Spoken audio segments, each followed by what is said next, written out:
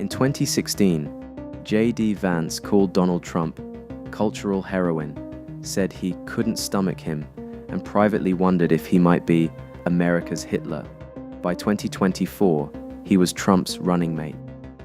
In 2013, Vance was, by his own later account, an atheist. By 2019, he was received into the Catholic Church. 2 conversions, 1 man, and a question worth taking seriously. When someone remakes their politics, their faith, and even their own name over the course of a decade, at what point do you stop calling it growth and start asking who's been standing next to him the whole time and what they wanted?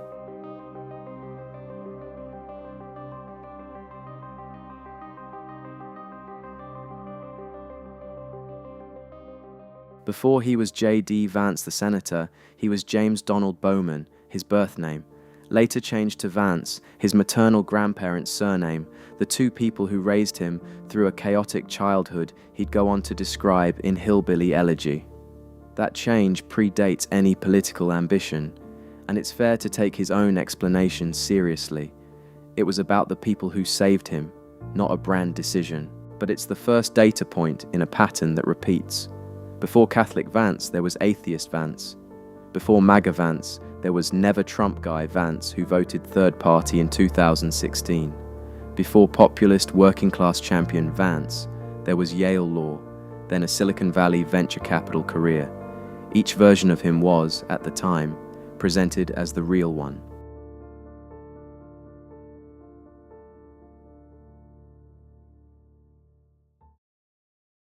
At Yale Law, Vance attended a talk by a guest speaker, Peter Thiel, the PayPal co-founder turned venture capitalist, speaking on technological stagnation and the decline of American elites. Vance later wrote that the encounter changed how he saw the world. That wasn't the end of the relationship. It was the beginning of one of the most consequential mentorships in modern American politics. Vance went to work at Thiel's investment firm, Mithril Capital. When Vance ran for Senate in 2022, Thiel personally financed the campaign to the tune of roughly $15 million. At the time, the largest single donation ever made to one Senate candidate in American history. Thiel also introduced Vance to Trump directly, helping broker the relationship that would eventually put him on the ticket. Thiel didn't just fund Vance, he shaped him intellectually. Vance has spoken and written about the influence of thinkers Thiel introduced him to, including the philosopher René Girard, whose ideas run through Thiel's own writing. It's difficult to find a version of Vance's adult life, professional, intellectual, or political, that Thiel isn't standing somewhere inside of. And Thiel has been explicit about his own worldview on Israel specifically. In one interview, he described Israel, alongside the United States and the UK, as a model of national self-assertion he admires ideologically. That's worth holding on to, because it becomes relevant again shortly. The public record here isn't disputed. In 2016, Vance was one of Trump's most vocal conservative critics, calling him noxious, unfit for our nation's highest office, warning he was leading the white working class to a very dark place.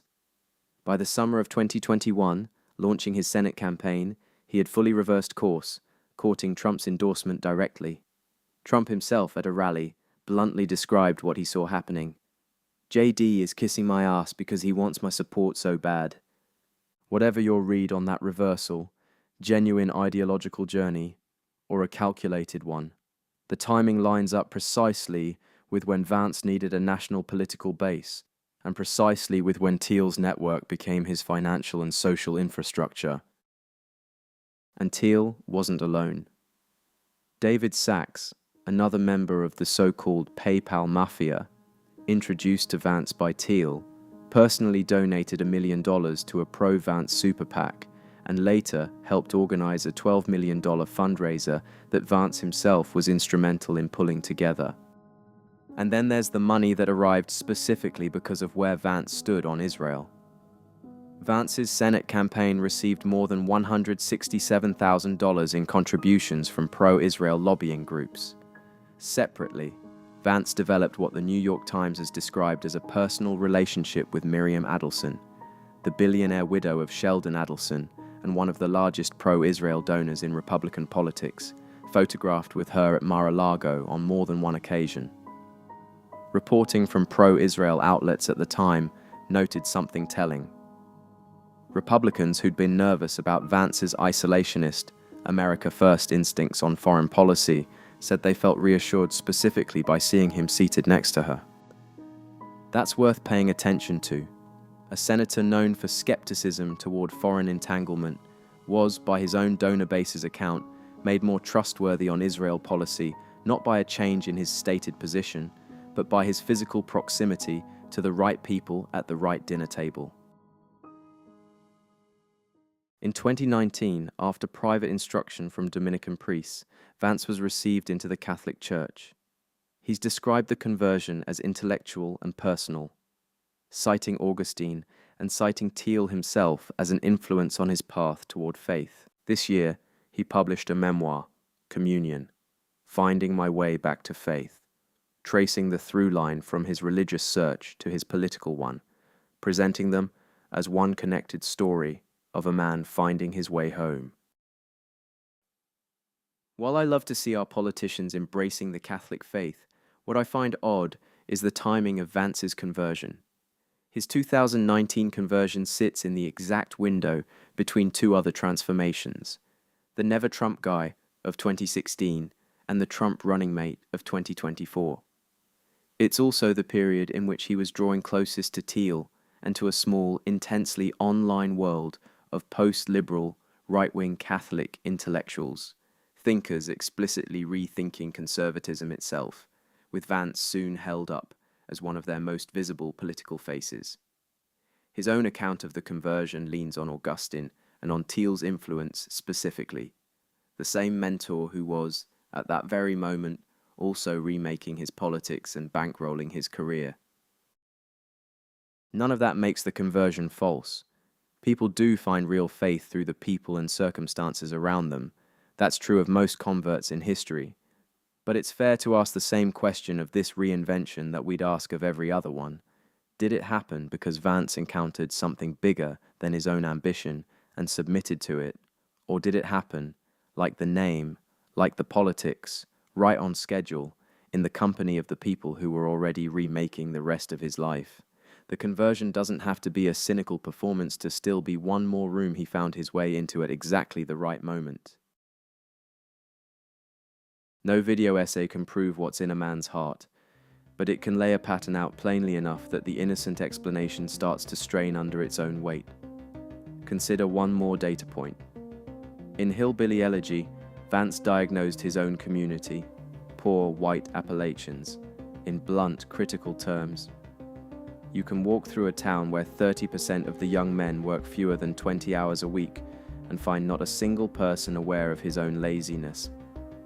That was Vance, the author, telling hard truths to the people who raised him.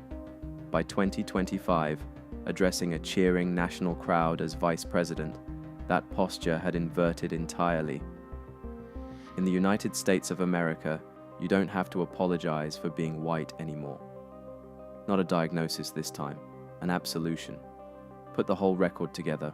A man who changed his name to honor the family that raised him, who went from atheist to devout convert on a timeline that lines up precisely with his introduction to the mentor who was simultaneously rebuilding his politics and bankrolling his career.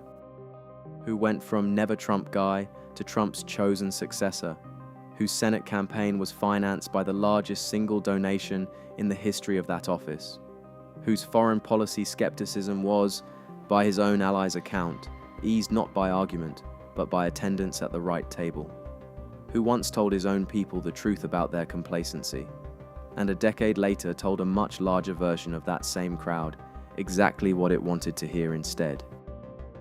Each of these alone might have an innocent explanation, but a man this consistently, this conveniently adaptable, in his name, his party, his God, and even his verdict on his own people, starts to look less like someone who found the truth several times over, and more like someone who has simply never stopped calculating which version of himself the room in front of him is paying for.